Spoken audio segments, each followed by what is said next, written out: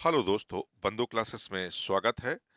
तो आइए आज महत्वपूर्ण जीएस के प्रश्नों को देखते हैं जो आपके आगामी एग्जाम के लिए काफी महत्वपूर्ण होने वाले हैं। तो आइए बिना देरी के आज के सेशन का पहला प्रश्न देखते हैं। पहला प्रश्न है, भारत शासन अधिनियम 1919 मुख्यतः किस पर आधारित था?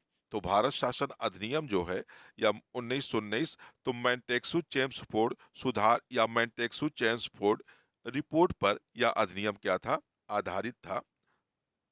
रिपोर्ट पर यह अधिनियम आधारित था। नेक्स्ट क्वेश्चन देखते हैं। संविधान की दूसरी अनुसूची निम्नलिखित में से किसके संबंध में उपबंध नहीं किया गया है?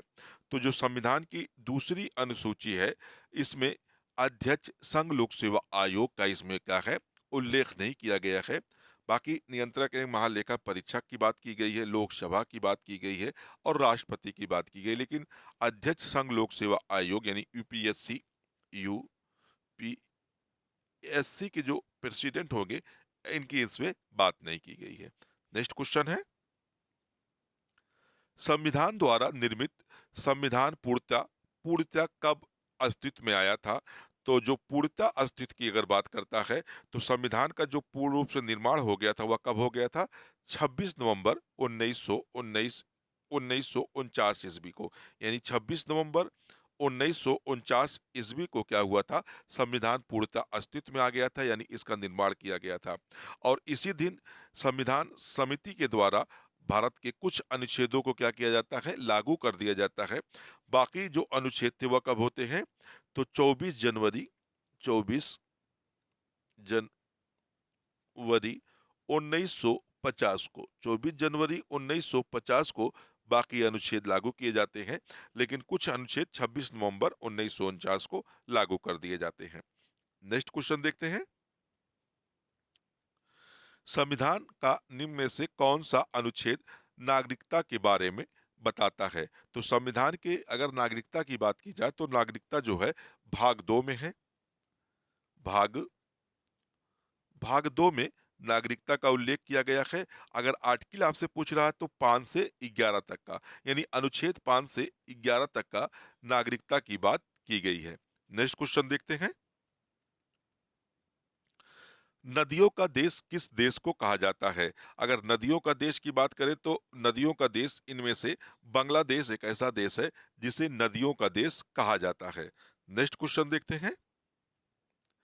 भारतीय रिजर्व बैंक का मुख्यालय कहाँ स्थित है? तो भारतीय रिजर्व बैंक की अगर बात की जाए, तो इसका मुख्यालय मुंबई में स्थित है। अगर इसकी स्थापना की बात की जाए, तो इसकी स्थापना 1935 में की गई थी। यानी राष्ट्र भारतीय रिजर्व बैंक की स्थापना 1935 में की गई थी।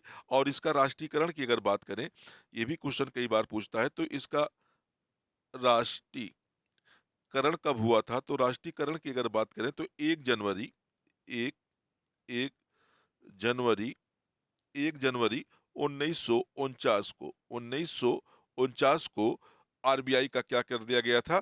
तो राष्ट्रीयकरण कर दिया गया था। नेक्स्ट क्वेश्चन देखते हैं। तारों का रंग किस पर निर्भर करता है? यानी जो हमें आसमान में तारे टिमटिमाते हुए दिखाई देते हैं, इनका जो रंग होता है या इनका जो फोकस होता है वह किस पर निर्भर करता है? तो उनके टेम्परेचर पर, यानी उनके तापमान पर ही तारों का क्या होता है? जो रंग होता है वह डिसाइड होता है। तो किस पर डिसाइड होता है? तो तापमान पर डिसाइड होता है। नेक्स्ट क्वेश्चन देखते हैं। भारतीय चीनी तकनीक संस्थान कहाँ स्थित है? तो अगर भारतीय चीनी तकनीक संस्थान की बात की जाए, तो यह वर्तमान में भारतीय चीनी तकनीक संस्थान वर्तमान में उत्तर प्रदेश के कानपुर जिले में स्थित है। यानी ये कहाँ स्थित है? कानपुर जिले में स्थित है। यूपी के कानपुर जिले में भारतीय चीनी तकनीकी संस्थान स्थित है। नेक्स्ट क्वेश्चन देखते हैं। इंसुलिन का आविष्कार किसने किया था? तो इंसुलिन जो है ये काफी महत्वपूर्ण होता है, और इसका आविष्कार किसने किया था? तो यब बंटिंग के द्वारा ही इंसुलिन का निर्माण किया गया था या आविष्कार किया गया था। नेक्स्ट क्वेश्चन देखते हैं। निम्नलिखित में से विटामिन ए का अच्छा स्रोत कौन सा है? तो विटामिन ई की बात कर रहा है, तो विटामिन ई का अच्छा स्रोत कौन हो सकता है? तो ताजी सब्जियां। ताजी सब्जियां जो है या हरी सब्जियां जो है या विटामिन ई का एक प्रमुख स्रोत है। नेक्स्ट क्वेश्चन देखते हैं। वाहनों के हेडलाइटों में किस प्रकार के दर्पण का इस्तेमाल होता है? तो वाहनों के हेडलाइट की बात कर रहा है। हेडलाइटों में किस प्रकार के दर्पण का इस्तेमाल किया जाता है? तो अवतल दर्पण का। अवतल दर्पण का वाहनों के हेडलाइट में।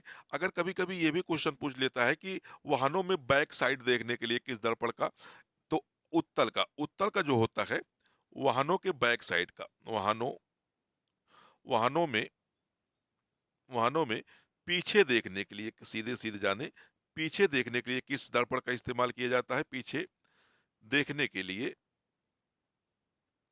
किसका इस्तेमाल किया जाता है? तो उत्तर दर्पण का इस्तेमाल किया जाता है। अगला प्रश्न देखते हैं। अगला प्रश्न है, भारत में राष्ट्रीय आय का आकलन सबसे पहले किसने किया था? तो भारत में राष्ट्रीय आय का आकलन की अगर बात किया जाए तो सबसे पहले किसने किया था? दादा भाई नौरोजी के द्वारा। दादा भाई नौरोजी ने ही भारत में सबसे पहले राष्ट्रीय आय का आंकलन किया था, यानी नेशनल इनकम का किया था, आकलन किया था। और इन्होंने बताया था कि उस समय प्रत्येक व्यक्ति की आय कितनी है? 20 रुपए। यानी 20 रुपए आकलन किया था प्रत्येक भारतीय की क्या आय थी उस समय। नेक्स्ट क्वेश्चन देखते हैं। निम्नलिखित में से कौन सा प्रक्षेपास्त्र भूमि से वायु में जाने वाला प्रक्षेपास्त्र है? यानी भूमि से एक तरह से कहा जाए सतह से हवा में मार करने वाला कौन सा है? तो अग्नि है। अग्नि प्रक्षेपास्त्र जो मिसाइल है या कैसी मार करती है? तो सतह से वायु में मार करती है। नेक्स्ट क्वेश्चन देखते हैं। अगला क्वेश्चन है, डेसिबल शब्द किससे संबंधित है? तो डेसिबल के द्वारा हम लोग क्या करते हैं? ध्वनि की तीव्रता को मापते हैं। यानी डेसिबल बल के माध्यम से ही हम लोग ध्वनि की तीव्रता को नापते हैं। यानी किसका किससे संबंधित होगा? तो ध्वनि से संबंधित होगा। अगला प्रश्न है। अगला प्रश्न है, भारत का केंद्रीय औषध अनुसंधान संस्थान, यानी कैसा केंद्रीय औषध अनुसंधान संस्थान कहाँ स्थित है? तो यह उत्तर प्रदेश की राजधानी लखनऊ में स्थित है। नेक्स्ट क्वेश्चन देखते हैं। सूर्य के सबसे निकट कौन सा ग्रह है? तो सूर्य के सबसे निकट की अगर बात की जाए तो सूर्य के सबसे निकटतम ग्रह जो है बुध है। नेक्स्ट क्वेश्चन है,